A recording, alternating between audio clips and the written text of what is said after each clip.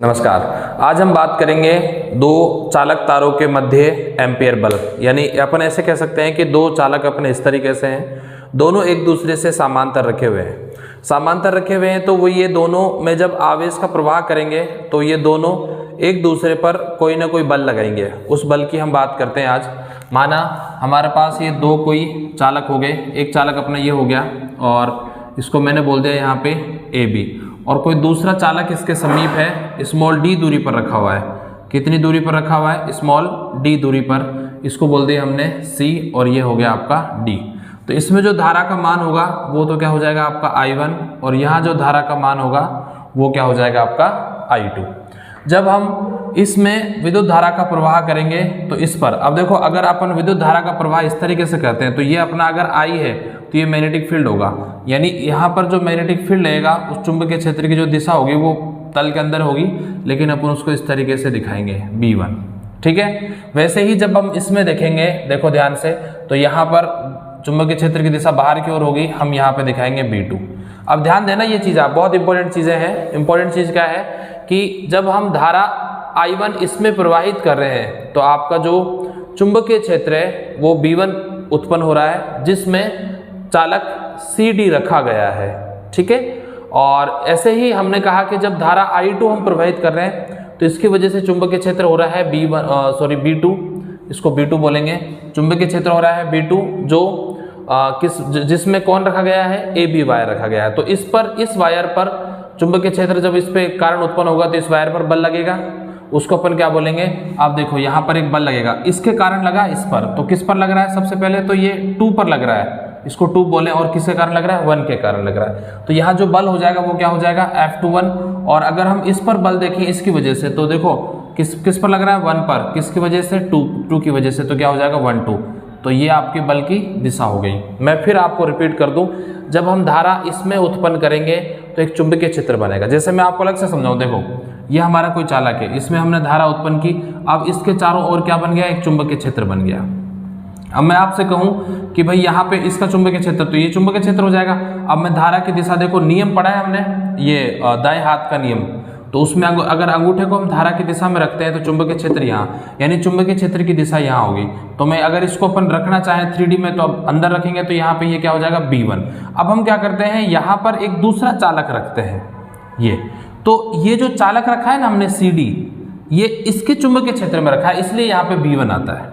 वैसे ही हम उल्टा करेंगे तो इस पर इसके ये भी आ जाएगा। भाई अब इसका है तो इसका भी अपने आप में एक चुंबकीय क्षेत्र बनेगा। देखो ये, अब इसका ये हो जाएगा, ये अपन ने इसको डॉट मान लिया, अब क्रॉस मान लिया तो ऊपर दिखा दिया डॉट, नीचे ये आपका हो जाएगा B2। तो इस तरीके से आपका ये है। अब देखो जब हमने इसका चुंबकीय क्षेत्र की बात की तो इस चालक को रखा, तो चुंबकीय क्षेत्र के कारण इस पर एक बल लगेगा, उसको बोलेंगे चुंबकीय बल। ये अपन पढ़ चुके हैं ऑलरेडी, ILB sin थीटा, वही वाला होता है। किसी चालक पर जब हम चुंबकीय क्षेत्र रखते, वो चुंबकीय क्षेत्र में कोई चालक को हम रखते हैं तो उस पर एक चुंबकीय बल लगता है, जिसको ILB sin थीटा से रिप्रेजेंट करते हैं। तो यहाँ पर बल लगेगा। अब ये बल जो लग रहा है किस पर लग रहा है? 2 पर। ये दूसरा चालक है, 2 पर लग रहा है, किसके कारण? 1 के कारण। तो इसको लिख देंगे अपन, इसके चालक की दिशा इधर होगी 2 1। यहाँ भी इसको क्या रख दिया? 2 1। तो इसकी वजह से जो होगा उसको क्या बोल देंगे अपन? 1 2 बोल देंगे। ठीक है, तो हम इसको यहाँ से मिटा देते हैं। तो अब सबसे पहले लिखेंगे भाई, क्या लिखेंगे? चालक CD पर चालक AB में प्रवाहित धारा के कारण लगने वाला बल क्या होगा भाई? यहाँ पे होगा F21 इज इक्वल टू, अब हमें पता है कि ILB sin थीटा होता है। तो देखो यहाँ 2 है तो इस पर 2 लगा देना, यहाँ 1 है तो इस पर 1 लगा देना। ये तो इजी कर लोगे ना, 2 1 है तो इस पर 2 लगा देना, 1 लगा देना। अब जो ये बल है लग किस पे रहा है? I2 धारा वाले पर। किसके कारण? B1 के कारण। ठीक है, अब यहाँ पे होता क्या है कि जो आपका L है और B है वो दोनों आपस में क्या लंबवत, तो थीटा बराबर क्या हो जाएगा यहाँ पे? sin 90। ये कंडीशन है। तो sin 90 है तो इसकी वैल्यू क्या रख देंगे अपन? यहाँ पे रखें, आगे देखना ध्यान से। तो क्या हो जाएगा? F21 इज इक्वल्स टू, यहाँ पे sin 90 की वैल्यू क्या होती है? 1, तो क्या आ जाएगा? I2L B1। अब जो यहाँ पे आपका B1 होगा, B1 इसके कारण, वो कितनी दूरी है, स्मॉल डी। तो यहाँ पे अपन ने पहले से पढ़ा हुआ है एम्पियर के नियम में, एम्पियर के नियम की पहली एप्लीकेशन है। अगर आपने नहीं पढ़ी है तो आप उसको लिंक पे जाके, उसमें डिस्क्रिप्शन में जाके लिंक देख लेना, वहाँ पे क्लिक करोगे तो आपको इसकी वीडियो मिल जाएगी कि ये एम्पियर के नियम से किसी चालक के बाहर किसी बिंदु P पर चुंबकीय क्षेत्र कैसे ज्ञात किया जाता है। तो वो होता है आपका mu naught I upon 2 D। अब B1 है तो यहाँ पे क्या आ जाएगा I1, इसकी वैल्यू अपन यहाँ रखेंगे तो आपका क्या सूत्र बनेगा, F21 is equals to I2L, और B1 की वैल्यू क्या होगी, mu naught I1 upon 2 D।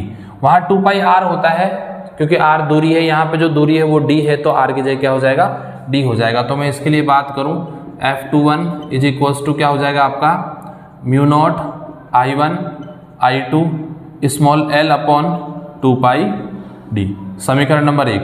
यानी मैं ये कह सकता हूँ कि जो हमारा चालक CD है उस पर लगने वाला जो बल F21 है वो इतना होगा। ठीक है, इसी प्रकार हम लिखेंगे यहाँ पे चालक AB पर, इसको देख लिखेंगे अपन, देखना ध्यान से, चालक AB पर चालक CD में प्रवाहित धारा के कारण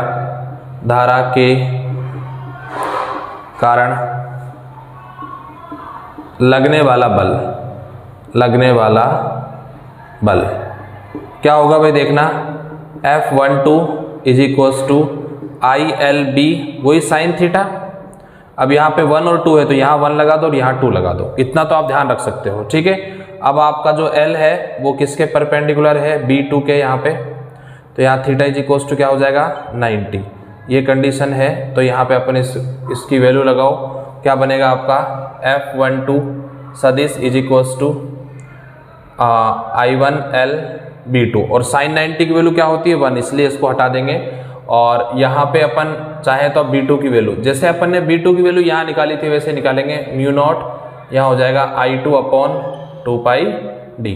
इसकी वैल्यू यहाँ रखोगे तो क्या हो जाएगा F12 सदिश इज इक्वल्स टू I1L, और B2 की वैल्यू हो जाएगी आपकी mu naught I2 upon 2 D। तो अपन इसको बात करें तो F12 सदिश is equals to mu naught I1 I2 L upon 2 D। ये हमारी कौन सी हो गई, समीकरण नंबर 2 हो गई। यानी हमने 2 समीकरण यहाँ पे प्राप्त की हैं, एक समीकरण 1 पड़ी है और दूसरी समीकरण 2 पड़ी है। यहाँ भी जो आपका 2-1 बल है वो ये होगा और F12 बल ये है। अगर देखा जाए तो देखो, अगर दिशा को छोड़ दिया जाए, दिशा तो दोनों की देखो एक दूसरे के विपरीत है, भाई ये इधर जा रहा है तो ये इधर जा रहा है, यानी आपस में एक दूसरे की तरफ जा रहे हैं। तो हम ये तो समझ सकते हैं कि यहाँ पर कौन सा बल होगा, इनके मध्य आकर्षी बल होगा। कौन सा बल होगा, आकर्षी बल होगा। लेकिन हम ये कह सकते हैं कि अगर इनके दिशा को छोड़ दिया जाए तो इनका जो परिमाण होता है वो क्या होता है, एक दूसरे के समान होता है। तो हम ये कह सकते हैं समीकरण 1 व 2 से क्या बोल सकते हैं कि जो आपका F12 सदिश है वो किसके बराबर है, F21 सदिश के मैग्नीट्यूड के बराबर है। यानी दोनों जो परिमाण में क्या है, समान। यही से आपकी एक फॉर्मूला बनता है, आपने पढ़ा होगा स्टैंडर्ड एम्पियर, है ना, उसको क्या बोलते हैं यहाँ पे, आदर्श एम्पियर की जो परिभाषा होती है वो कैसे बनती है, वो इन्हीं सूत्र से बनती है। कैसे बनती है मैं एक बार आपको बता दूं, देखो आप उसके लिए अलग से बता दूं मैं, है तो आंसर तो यही कंप्लीट हो गया आपका। इतना एम्पियर बल लगता है जो परिमाण में समान व दिशा में एक दूसरे के विपरीत होता है। तो अपन ये कह सकते हैं, एक बार वो बता दूं मैं, ये पूरा कंप्लीट कर दूं, दोनों चालकों में धारा का दिशा समान होगा तो कौन से बल होंगे, आकर्षी बल होंगे। जब दोनों चालकों में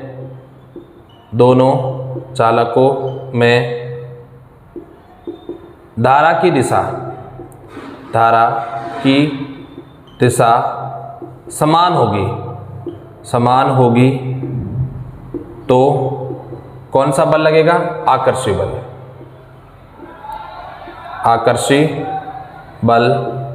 कार्य करेगा। और मान लीजिए दोनों में क्या हो, विपरीत हो, दोनों चालकों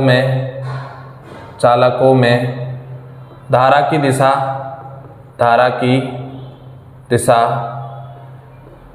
क्या हो, धारा की दिशा विपरीत हो, विपरीत हो तो क्या हो जाएगा भाई, बल प्रतिकर्षी हो जाएगा। क्या हो जाएगा, बल प्रतिकर्षी हो जाएगा, ऐसे लिख सकते हो आप। ठीक है, ये आप ध्यान रखना भाई। ठीक है, तो हमारा यही था, किसी दो समांतर चालक हैं अपने, विद्युत धाराओं के बीच कौन सा बल एम्पियर लगेगा वो आप शायद समझ गए होंगे यहाँ पे, है ना। इसी को लेके एक हमारा नया टॉपिक है, आदर्श बल जो एम्पियर होता है, स्टैंडर्ड एम्पियर बोलते हैं उसको अंग्रेजी में, उसकी परिभाषा बनती है। वो कैसे बनती है वो मैं आपको बताना चाहता हूँ, क्योंकि अभी समय है तो अपन उस हिसाब से उसको एक्सप्लेन कर देते हैं। ठीक है, हाँ, तो यहाँ पे अपन आदर्श एम्पियर देखते हैं। इसका दूसरा नाम है मानक एम्पियर, मानक एम्पियर। ठीक है, अब मानक एम्पियर की परिभाषा यहां से देखो, चाहे उससे किसी से देख लेना आप। मैं कहूं कि F/L इज इक्वल्स टू क्या हो जाएगा, mu naught I1 I2 upon 2πD। अब मैं आपसे कहता हूं इस कंडीशन के लिए, इफ आपका जो D है वो 1 मीटर हो गया, L भी आपका 1 मीटर हो गया, D और 1 जब आपका मीटर हो जाएगा, और अपने को पता है कि म्यू नॉट अपॉन 2π की जो वैल्यू होती है वो क्या होती है भाई, अगर मल्टीप्लाई करेंगे तो 2 × 2 हो जाएगा, 2 × 10⁻⁻7 होती है। ठीक है, अगर हम ये वैल्यूज रखें यहाँ पे देन, और तो एक और चीज़ है यहाँ पे कि आपके जो I1 I2 है, I1 I2 भी क्या हो जाएगा, 1 एम्पियर। तो हमारी कंडीशन क्या होगी, ये भी 1 हो गया, ये भी 1 हो गया, तो F/L, तो यहाँ पे हो जाएगा F is equals to 2 × 10⁻⁻7 newton per metre, ये बल लगेगा। तो हम ये कह सकते हैं कि जब दो चालक जिनकी मध्य दूरी कितनी हो, इकाई हो, मध्य दूरी कितनी हो, इकाई हो, दोनों चालकों के इकाई लंबाई पर लगने वाला बल, इकाई लंबाई पर लगने वाला जो बल होगा वो कितना होगा, 2 × 10⁻⁻7 न्यूटन पर मीटर। तब उसमें बहने वाली जो धारा होगी वो क्या होगी, 1 एम्पियर होगी। उसमें बहने वाली धारा क्या होगी, 1 एम्पियर होगी। मैं एक बार फिर से बता दूं आपको, आदर्श एम्पियर, मानक एम्पियर को अपन क्या बोलते हैं कि दो चालक है, दो समांतर चालक जिनके मध्य दूरी कितनी है, इकाई। तो इन चालकों की इकाई लंबाई पर लगने वाला जो बल होगा वो कितना होगा, 2 × 10⁻⁷ न्यूटन पर मीटर। तब उन चालकों में प्रवाहित धारा का मान भी कितना होगा, 1 एम्पियर। उन चालकों में प्रवाहित धारा का मान भी क्या होगा, 1 एम्पियर। इसी को बोलते हैं मानक एम्पियर की परिभाषा। समझ आई बात ध्यान से। मैं ये लिख भी देता हूँ आपको, थोड़ा आपको ज़्यादा अच्छा समझ आ जाएगा। फिर उसको मैं आपको लिख देता हूँ आपके सामने यहाँ पे कि जो आपका मानक एम्पियर है उसकी परिभाषा क्या बनेगी। तो हम यहाँ लिख सकते हैं, ये आपकी परिभाषा है। ठीक है, परिभाषा देखना ध्यान से, परिभाषा क्या होती है, दो समांतर चालक जो इकाई दूरी पर रखे हुए हैं, इकाई दूरी मतलब d = 1 मीटर हो गया, और तो चालक की इकाई लंबाई पर देखो 1 मीटर पर लगने वाला बल कितना हो, 2 × 10⁻⁷ न्यूटन पर मीटर बल हो, तो चालकों में प्रवाहित धारा भी कितनी होगी, 1 एम्पियर